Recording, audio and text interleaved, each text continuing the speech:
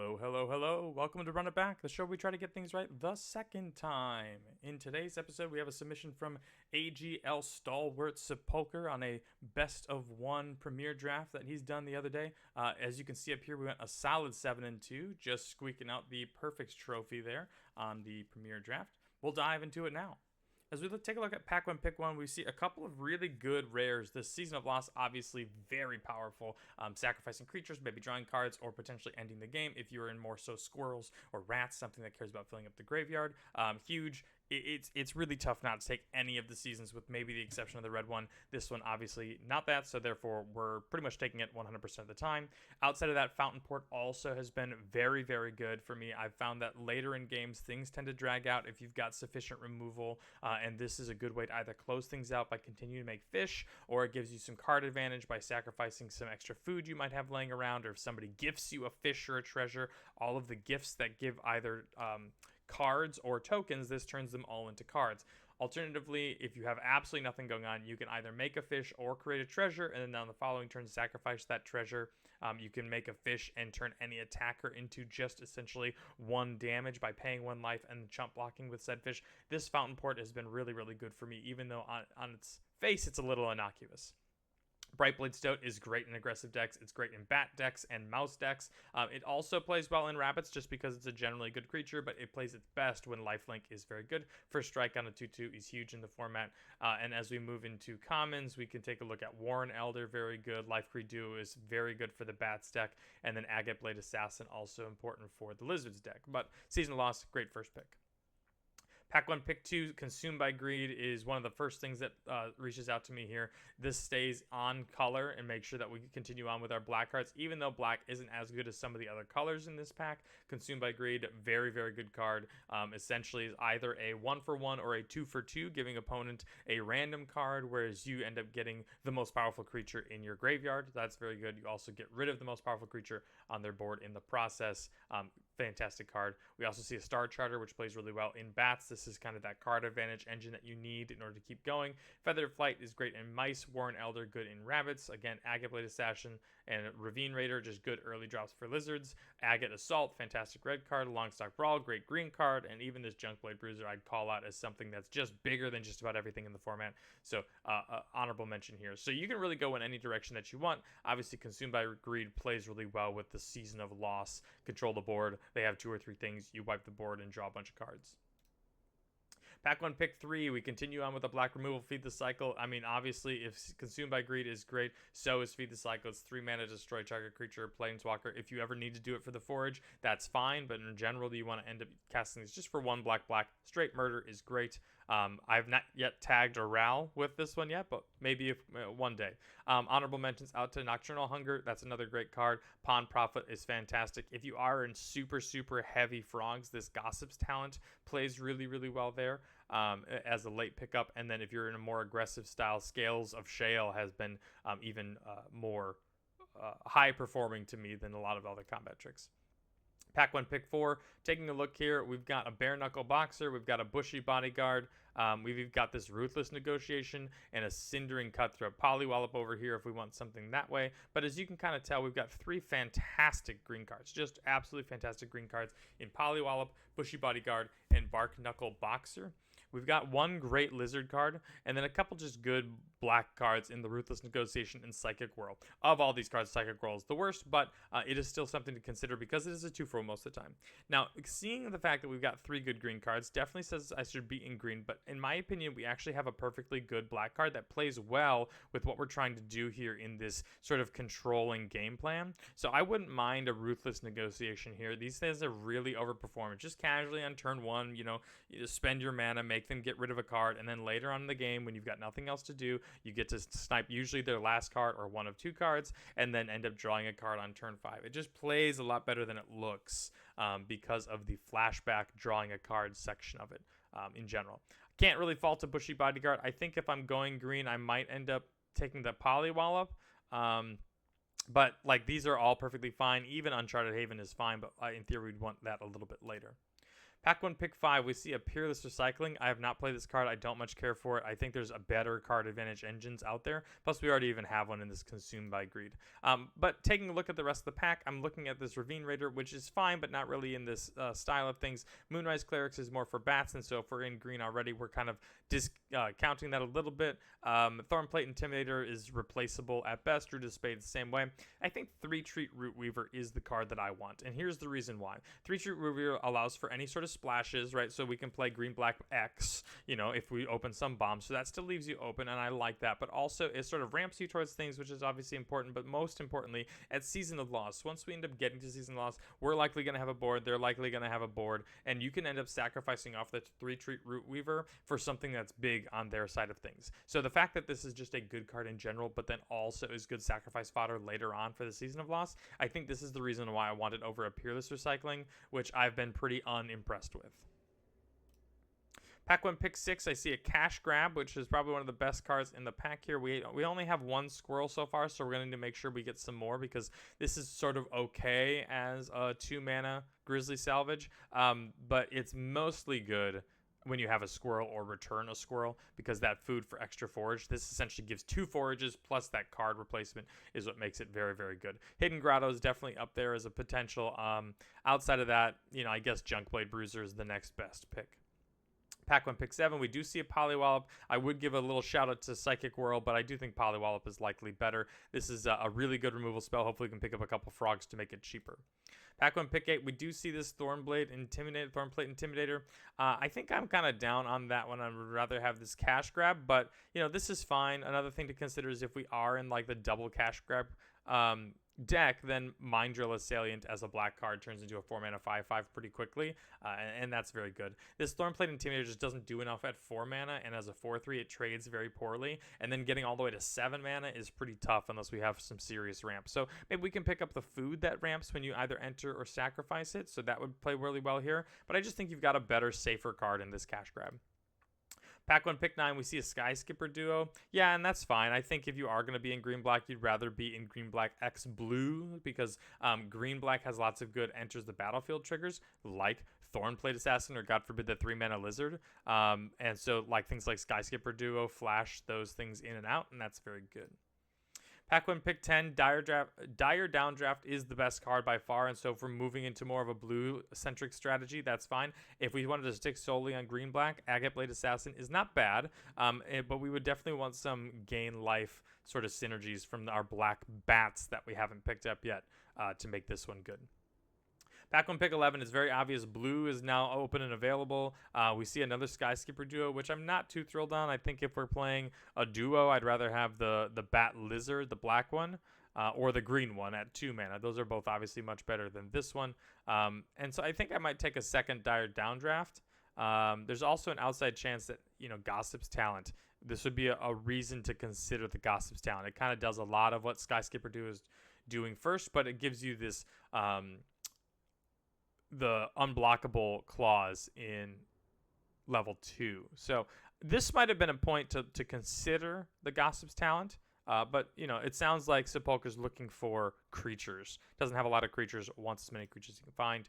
Psychic Whirl, great card advantage engine late. Ravine Raider I found really good in the aggressive styles or in the very, very, very go long decks. Because it blocks well early, it blocks well late, and then attacks even later than that. Pack 2, pick 1, we got a Fecund Greenshell. This card, I believe, is one of the top 5 performing cards in the entirety of the set, just because it's so tough to kill at 4/6, and eventually it blocks up the board very quickly and eventually just overruns your opponent, and there's not a whole lot they can do about it. Grants card advantage for itself as well as others. You don't even have to build around this card. Just play a 5-mana 4/6 that draws you a card, and then anything else that happens to maybe casually have higher toughness than power, you're getting extra pulls there. Pack 2, pick 2. Not a whole lot for us here. I think I see a couple of decent cards in this Gossip's Talent and Otterball Antics. Scales of Shale also fine, but Baker's Bane Duo is really the only card that's head and shoulders above everything else. If we're in bats, I like Waxwayne. If we're in raccoons or mice, I like Roughshod Duo. Playful Shove is fine, but Baker's Bane Duo is really head and shoulders above everything else. Outside of that, I probably might consider this Bell because it currently looks like we are 2 colors with a couple of options for third. I would keep myself open into picking up any other blue cards that come our way. Pack 2, pick 3, Hunter's Talent. Fantastic. Love this. Think it's absolutely fantastic. Great card. Not much to be said about it. This card is incredible. I think it might be the best uncommon. Pack 2, pick 4, a Season of the Burrow. Wow. Like I said, all the seasons are great. So seeing a Season of the Burrow this late, it's only 4 picks, but everybody has passed this by. That's just the people to our left because we pass right in pack 2. People to our left, the 3 of them are not in white. They're not even considering being in white. So what does that mean that they could be in, considering that we've also seen a lot of green and black cards coming through? That suggests to me that they're probably in frogs. One of them is probably in some sort of red-based raccoons deck, or maybe mice. And then another one seems to be, well, they couldn't be mice because they'd be in Season of the Burrow. So that suggests they're probably in raccoons. And then maybe like a black, red lizards deck. Well, Savers here as well. I don't really know what we're in, but the 3 people to our left are looking for something. Pack 2, pick 5, Saver. This is, I think, one of the best commons in the set because there's so many things early on that you have to kill off. And then in the Squirrels deck, it even goes better. This plays well in bats. It plays well in squirrels. It plays well in just about everything all the time. Love Saver, one of the best removal spells out there just because of how cheap it is and how efficient it is removing everything, even up to, 5 mana ahead of the homesteads. Pack 2, pick 6. Holy cow, a Driftgloom Coyote is still here. I think that this is time to speculate on white. We saw a Season of the Burrow, and then now we're also seeing Driftgloom Coyote and Carrot Cake. Even Life Creed Duo is a little bit of a thing. Drew to the Spade is very replaceable. I don't love this card. I don't really ever play this card. 4/3 just doesn't trade well. Yeah, you're going to get in some damage, but man. Driftgloom Coyote wins games. This card is incredible. Pack 2, pick 7. Direfang Duo, very reasonable. Helps fill up the graveyard. Continues moving on.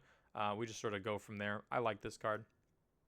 Pack 2, pick 8. 3-Tree Mascot is perfect. It is a squirrel, which plays well with Cash Grab. It is also, anything else that we need as far as typing is concerned. Even helps us splash both blue or white if we need to go down that road.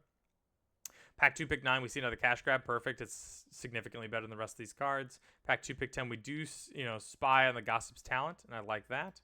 Pack 2, pick 11. Of course, Spirit Cultivator is going to be a good role player. In theory, you never actually want to forage with this ability. You want to be foraging for other things and then have this just passively gain the counters. Pack 2, pick 12. We see a Carrot Cake on the wheel. That's incredible. A Carrot Cake here is absolutely nuts. And then a Wildfire Howl is likely just sort of the last card here. Pack 3, pick 1. We see a special guest in Toski. Toski's great in any sort of green deck at all. In green-white, it plays well because you got lots of creatures. In green-black, it plays well because it's a squirrel. In green-blue, it plays well just because you're going to end up needing that card advantage to end up keeping your engine going. And then, of course, in green-red, you've got other creatures with trample. So, Toski's great. It's expend. It's fantastic. Peerless Recycling again. I think I'm low on this. I don't like a Peerless Recycling. I'd much rather have a Longstock Brawl. I could even take a land here, Carrot Cake if we want to go that way. I don't think I want too many of these cards. Now, prove me wrong. I'd be happy to see some of the games and things where it has played out well, but gifting a card, just return target permanent from graveyard to hand for 2 mana. I don't know. I'm just a little low on this card. Pack 3, pick 3, we see a Caretaker's Talent, and we go down that route. Now I have to look. How many tokens do we have opportunity to? Okay, we've got 1 here. I see not a lot. 2 foods, okay. Another food, 3, 4.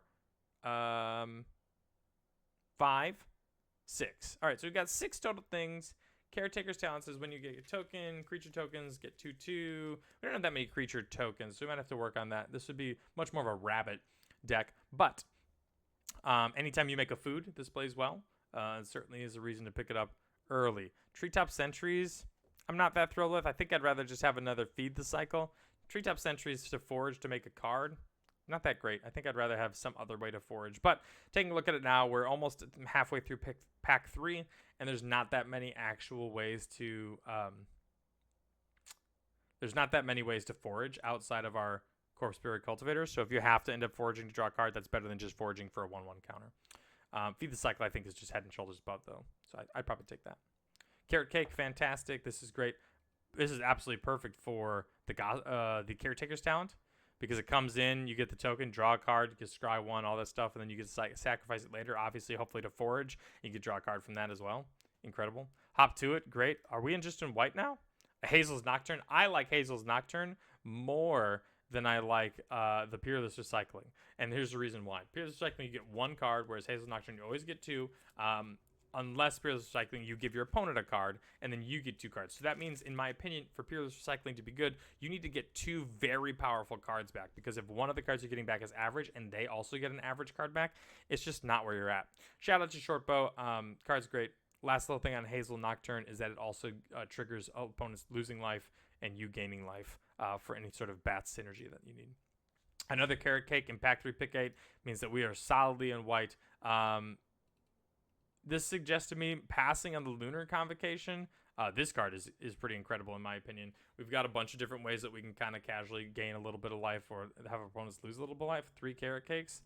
I think Lunar Convocation is powerful enough to be splashing here. Fountain Port Bell is great.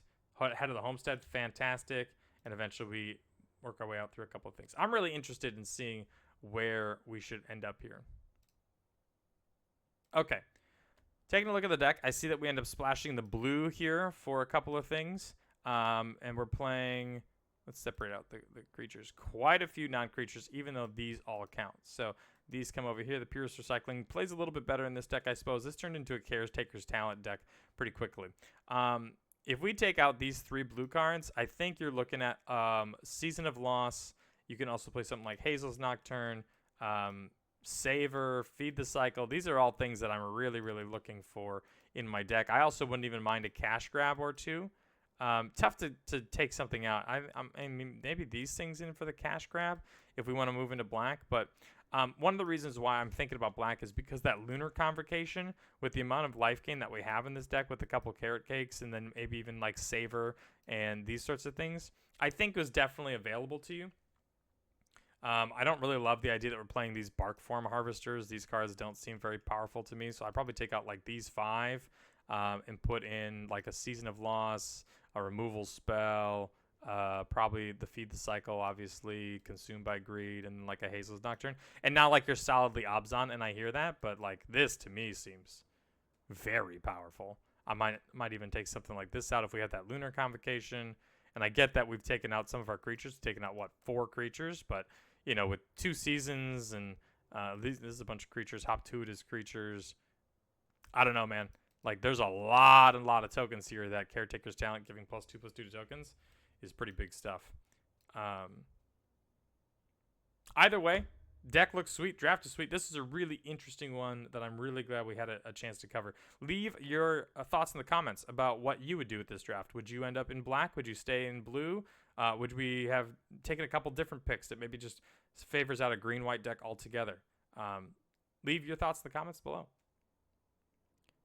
If you want to have your deck reviewed on Run It Back, feel free to send an email to runitbackmtg@gmail.com or send me a message in Discord with the 17 lands data so we can put it up on the YouTube for you. Thank you so much for watching. I hope you enjoyed. I will talk to you soon.